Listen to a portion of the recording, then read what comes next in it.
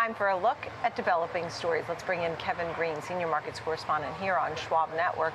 And this is some big news. Hilton announcing today that EV owners will in fact have a place to charge their vehicles. Thank you, Tesla. Tell us more about that.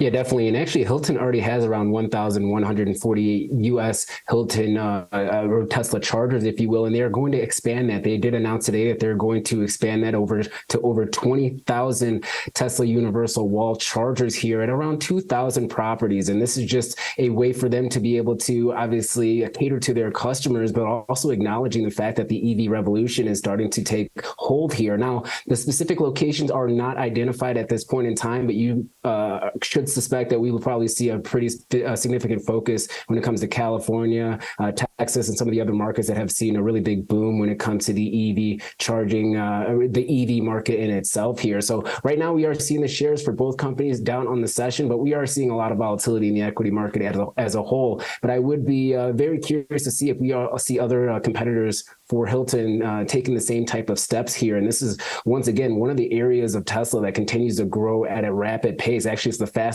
portion of their business that is growing right now. And it's the one that actually does generate the most profit or has the best operating margins, if you will. So this is a very interesting opportunity when it comes to Tesla. I would not be surprised if we continue to hear other news like this coming from other competitors, not only just within the hospitality space, but in other spaces as well, especially when it comes to retail.